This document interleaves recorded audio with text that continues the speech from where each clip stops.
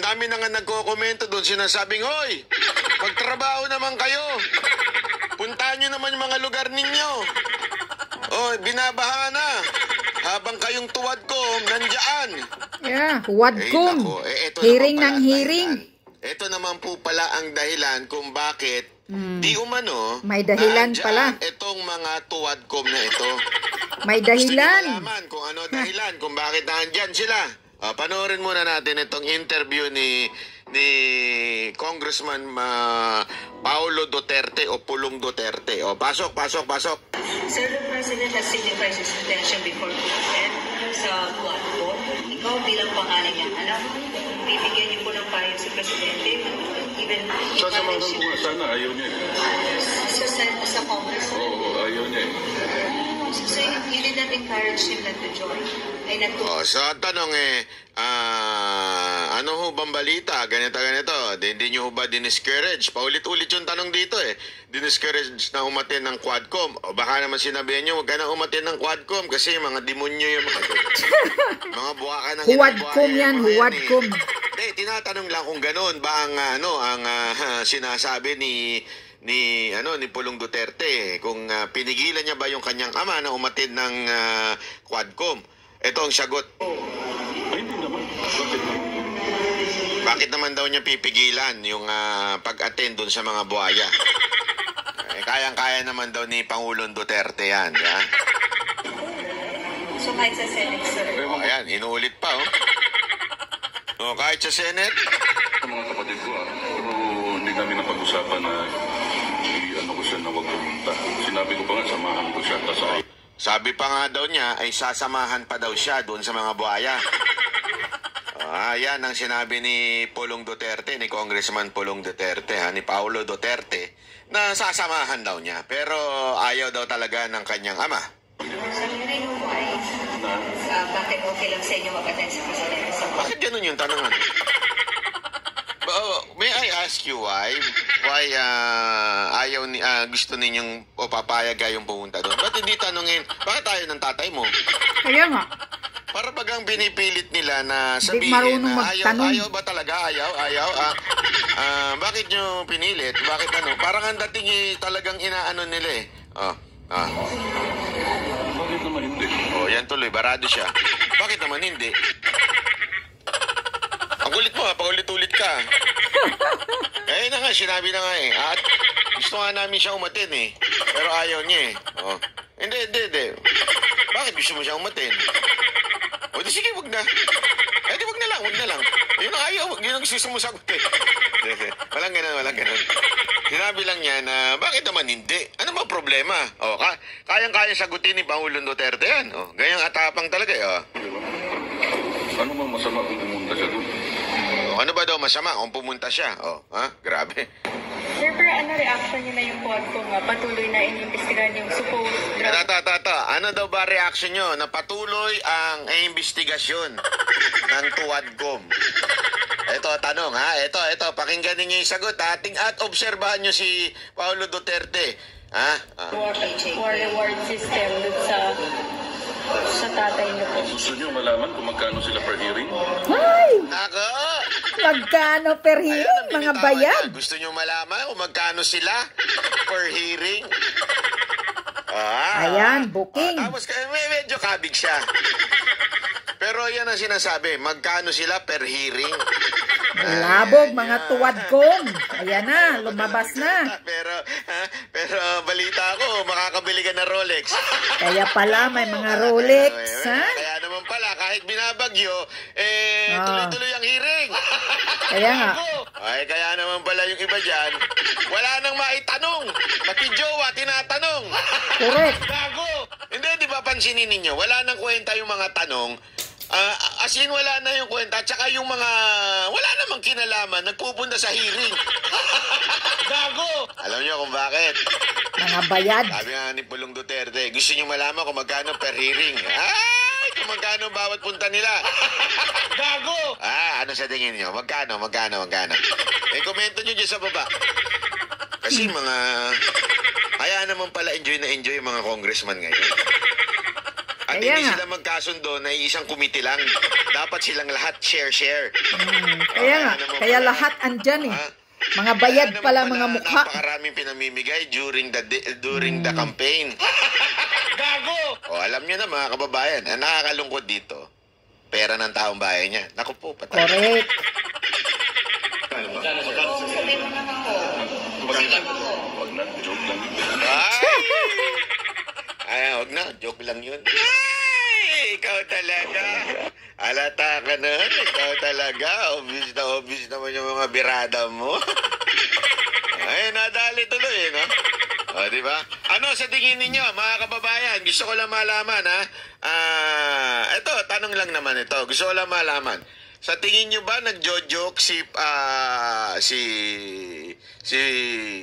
Sir Pulong o si Hindi. Congressman Pulong? Pitik O na siya yun. po ay, Pitik na yun ni Pulong sa totoo mga po yung tuwadkom. kanyang, sinasabi. Ha?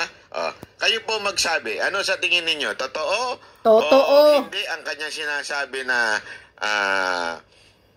may bayad ang bawat congressman pagka merong Bawat hearing. Merong Kaya hearing. naman pala, mga masipag. Ako naman, sobra ka naman banat bay. Hindi totoo. Ulitin natin ha. Ulitin natin yung bahagya na yan ha. Ito. Pasok. Gusto nyo malaman kung magkano sila per hearing? Ay! Sabi mo naman ko. Sino ko? Wag na, joke lang. Ikaw talaga. Yes. Yun ang sabi. Bayad yan, ay bayad. Ay, bayad yan.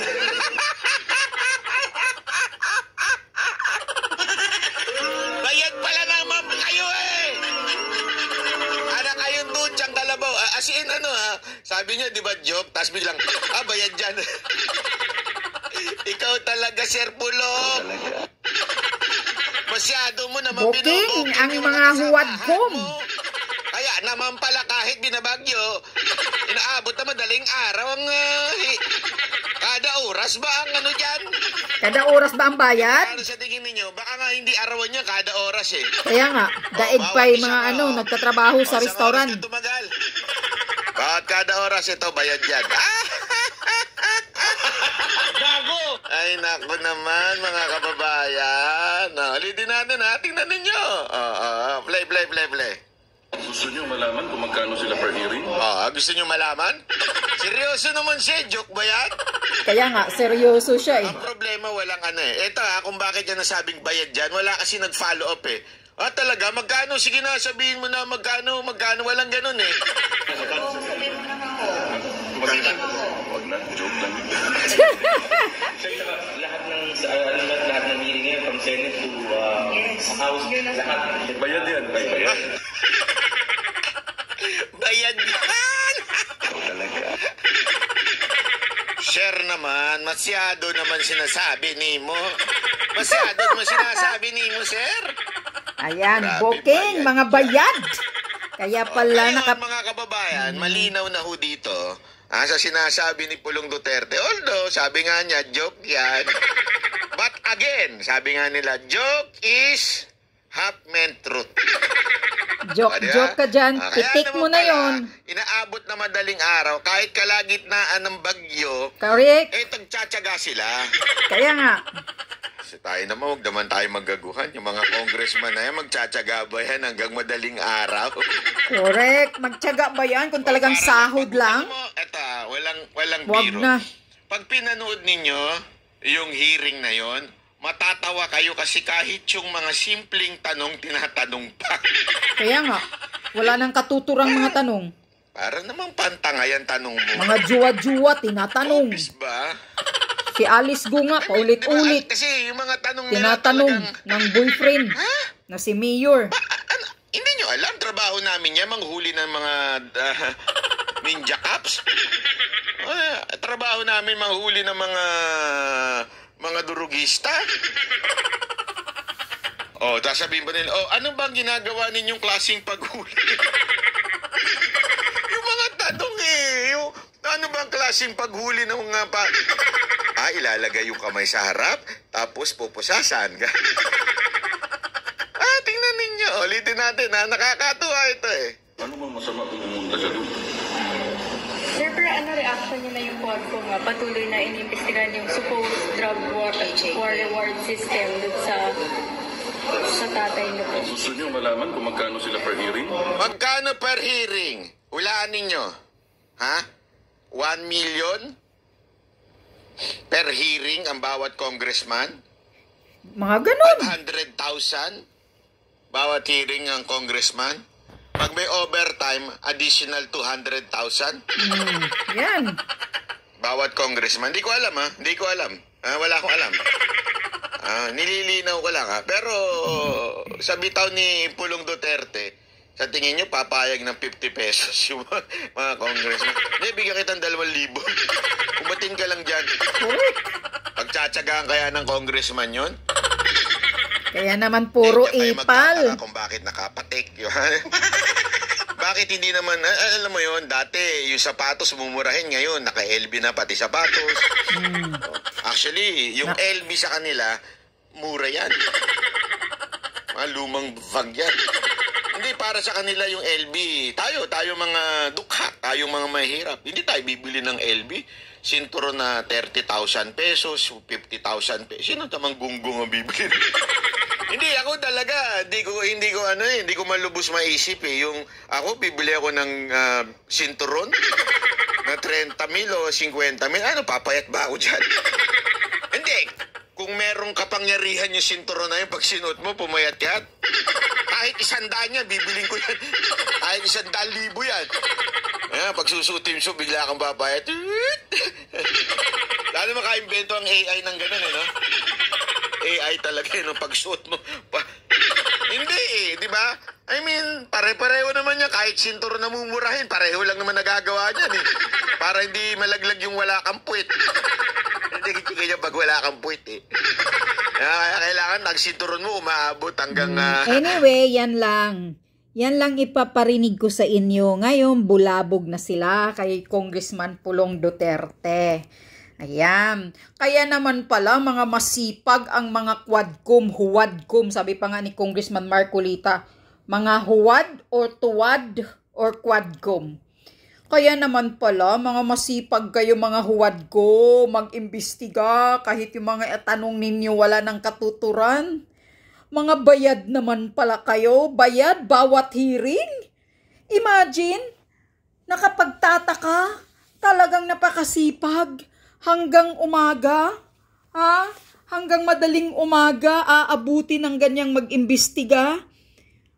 Kayo mga taong bayan, kayong tatanungin ko, kung talagang sahod lang nila, ang inaasahan nila sa pag-hearing-hearing nila, akala nyo ba mag-o-overtime yan mga huwadcom na yan hanggang umaga? Hanggang early morning nag-iimbestiga? Kung walang mga bayad yan? Ngayon bulabog na kay Paulo Duterte. Mga bayad ang mga pagmumukha ninyo, mga tangina ninyo, ang nakakalungkot. Pira ng taong bayan, pinamudmud sa mga pagmumukha ninyo, mga congressman. Ngayon bulabog na kayo. Hindi, naniniwala ako kay Pulong Duterte. Dahil, kaya nga hindi siya nag-aatin-atin nakikisama doon sa mga mukhang perang mga buaya ng mga congressman dahil alam niya ang mga ginagawa sa loob. Kaya pala na si Pulong hindi nakikisama, hindi nag-aatin. Pinasabog na nga ni Pulong na pagkaalyado ka ni Martin Romualdez, himudpoit ka, kay tambaluslos, 20% lang ang kukunin sa budget na ibibigay sa'yo. Tingnan mo. Budget mo para sa distrito mo, doon sa mga congressman, may budget sila. Para sa distrito nila, para sana sa kapakanan ng mga taong bayan, ng mga constituent doon sa distrito nila. Pero kukuhaan pa ni tambaluslos ng 20%. Imagine, sinabi din niya ni Pulong, 20% paghimod-puwet ka, bawat budget. Grabe ka buaya ang hinayupak na to.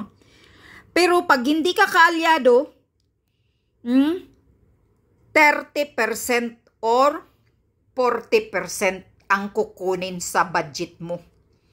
Tingnan mo yan. Si Pulong nga, kunti na lang ang budget niya eh. Sobrang kalahati kinuha sa budget niya eh. Dahil, siyempre, pinag-iinitan nila si Pulong Duterte. Lalo pa na pinasabog ni Pulong Duterte ang mga ginagawa nila sa loob ng Congress. Kaya siguro si Pulong ayaw nang magpunta sa House of Representatives. House of Representatives. Tabes. Yan. Yun. Ngayon, pinasabog na naman ni Pulong Duterte. Kaya pala ang tiyaga-tiyaga, ang sipag-sipag ng mga huwad ko mag-imbestiga sunod-sunod. Bayad pala bawat hearing.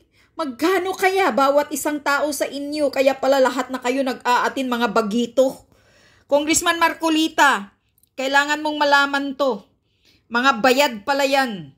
Bawat hearing. Kaya pala sinipa ka. Kasi binubulabog mo sila sa mga ginagawa nilang katarantaduhan. Sa hindi pagsunod. Sa batas o sa rules ninyo dyan. Kaya pala sinisipa ka dahil sa committee nila, dahil isa kang sagabal. Pag hindi ka umuuyon sa kanilang mga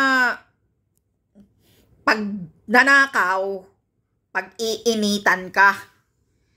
Sisipain ka sa committee.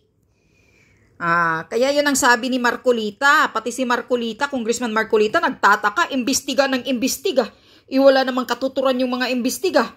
Hindi naman nakagawa ng batas yung mga investigasyon nila. Puro paipal, papugi. Mga bagitong tuwadkom. Iyon naman pala, mga bayad ang mga pagmumukha ng mga buayang kwadko. Mga bayad bawat hearing. Kaya naman pala, si Pastor Dila-Dila, abante, grabe ang loho, Rolex, pati belt na Crocs. Mamahalin, nabutsyad naman ang tiyan. Yung mga sasakyan na baby niya, yung motor niya. Yan, lumalabas na ang mga katotohanan sa mga pagmumukha ninyo, mga hinayupak kayo, nakakalungkot, grabe, pira ng mga taxpayer. Tapos ngayon, bumabaha, meeting ng hearing pa kayo.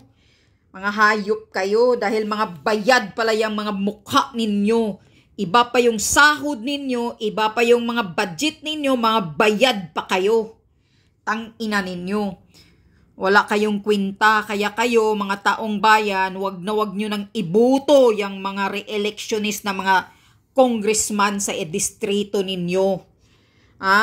Kayo, mga butante, bumoto kayo ng kandidato ninyo, pero tingnan ninyo ang mga luho nila. Pero kayo, halos bigas, hindi na kayo makabili. Bumoto kayo, binoto ninyo yung mga congressman ninyo, pero sila lang ang yumayaman.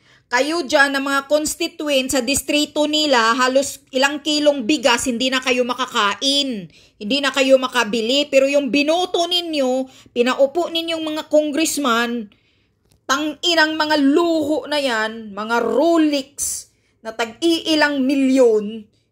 Kaya ngayon, hindi na kayo magtataka, mga bayad, ang mga huwadkom. Kaya pala masipag maghiring-hiring ang mga putang ina.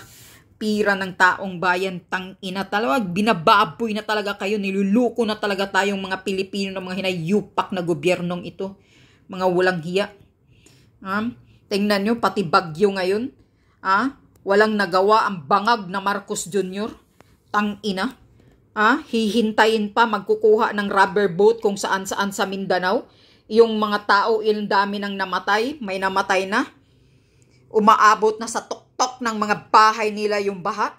Walang nagawa ang gobyerno. Mag-resign ka, Marcos Jr. Tang ina mo, wala kang silbi. Talagang totoo yung sinasabi ni PRRD na isa kang weak, isa kang inutil na presidente, wala kang kwinta.